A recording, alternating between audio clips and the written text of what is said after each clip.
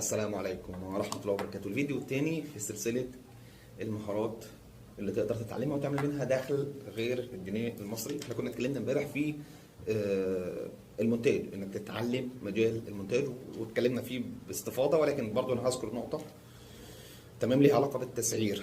تمام، المونتاج اللي الفيديو بيبدأ من اول 4 دولار وانت طالع.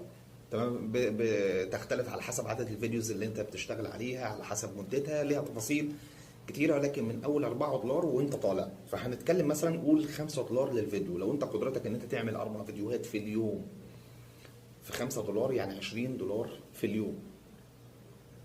تمام، في 30 يوم على مدار الشهر، لو انت بتعمل لك 4 فيديوهات في 30، ده هيصفي معاك حوالي 600 دولار شهريا من شغل المونتاج. تمام، هنتكلم النهارده عن مجال الجرافيك ديزاين، انك تعمل تصميمات صور. احنا قلنا انت المونتاج هو ان انت بتعمل مونتاج للفيديو وبتطلع محتوى فيديو. الجرافيك ديزاين برضو صناعة المحتوى، ولكن بتطلع محتوى صور، بتطلع صور.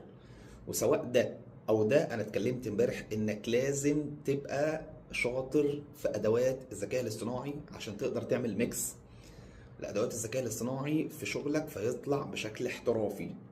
خلاص، لا هتعتمد على الذكاء الاصطناعي بنسبه 100%، وفي نفس الوقت انك تدخل او تعمل ميكس للحياه اللي تسهل عليك من ادوات الذكاء الاصطناعي في الشغل اللي ليه علاقه بالمونتاج والجرافيك ديزاين. ده برضه هيسهل عليك وهيطلع شغل بشكل احترافي اكتر. تمام، وتقدر اصلا تتخصص، بس دي هعمل لها فيديو خاص بيها، تتخصص في صناعة المحتوى عن طريق الادوات الخاصة بالذكاء الاصطناعي فقط. ولكن الاحتراف او الشطارة انك انا مثلا شغال على الفوتوشوب مثلا في الجرافيك ديزاين، وبقدر اميكس ادوات الذكاء الاصطناعي، وانا شغال مونتاج مثلا على الادوب بريمير، مثلا ادوبي بريمير، وبقدر اميكس الادوات الذكاء الاصطناعي معايا. خلاص، فيما يخص موضوع الصور، الصورة مثلا متوسط من 3 دولار وانت طالع، برضه ليها علاقة بعدد الصور وليها علاقة بتفاصيل كتيرة. من 3 دولار وانت طالع، لو انت قدرتك ان انت تعمل 7 تصميمات في اليوم في 3 ب 21 دولار دخلك اليومي. الكلام ده لما توصل لمرحلة ان انت شاطر ومحترف وشغال في شركة او 2 او 3.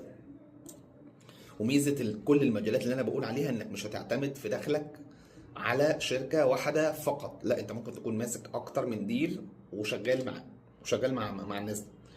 تمام، يعني بتدخلك حوالي 630 دولار في الشهر. قول برضه 600 دولار زي المونتاج.